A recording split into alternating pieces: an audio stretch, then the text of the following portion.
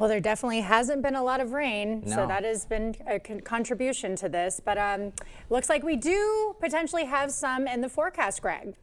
Yeah, the bigger news, and actually on satellite you could see the smoke from those two fires in northern northeast of Minnesota and then more in Canada too. But that whole area that had almost 100 degrees, by the time we get to this point next week, they could be struggling to get to 50 degrees. So it's going to be a big change, and a good change too, because they'll have lots of precipitation coming from the Dakotas, Minnesota, and even us too. So we still got a few storms to go this evening, very isolated storms. This will be the same thing that will go on probably tomorrow too, with all this activity pushing from east to west. I think it'll be more centered probably further north, I-90 further north, but still that could be an opportunity in the afternoon. You see a shower or storm. It won't last long, but obviously the lightning is the danger threat there. As we go into Thursday, still warm conditions. A severe threat comes Thursday, and then the temperature starts to fall off a little bit Friday.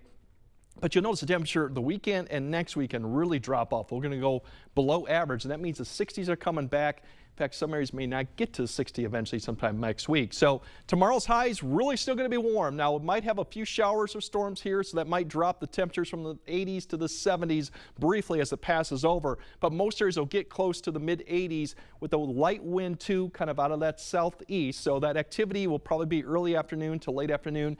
Something to keep in mind of. Otherwise, as we go into Thursday night, that's when we'll have the first wave start to approach from the system that could impact the morning commute. But notice the temperatures too, actually very mild to warm, mid 60s too, and that dew point will come up too, so it's going to be a very warm start to Thursday, and it could be a very warm to even hot start, hot end to some people's places on Thursday, given that we'll have some dry conditions before the next round of storms comes in the evening. So some areas could get close to 90, especially further south and east to go. So the storms will come probably in the late afternoon. Friday, we'll have a little bit of drop off on the temperatures back into the 70s, mid 60s up to north, so that'll be a bigger drop. But the biggest thing going on Friday is more storms in the afternoon and windy conditions out of the west. The winds could gust over 40 on Friday too, so that's going to be the story. Tomorrow morning, you still might see some areas of fog, low clouds, especially further north and east to go. It won't last too long. And then in the afternoon, as I said, you'll start seeing the clouds develop. We'll see a few showers and storms. This time it's going to be kind of more of a south to north push of this activity, but you'll see this isolated coverage probably throughout the afternoon and evening hour.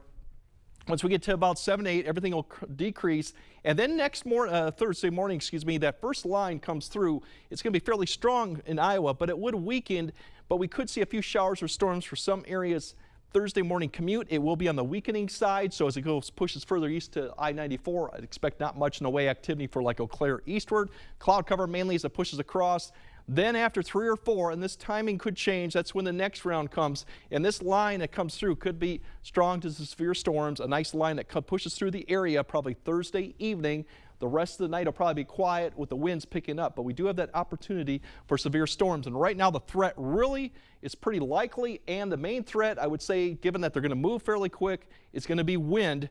Damaging winds. Now the large hail and tornadoes a little bit more uncertain, depends how things play out, but that's why we got the alert day for Thursday, and especially Thursday afternoon and evening, and we'll fine-tune the timing on that as we get closer to the event and see if we have more of a hail or tornado threat.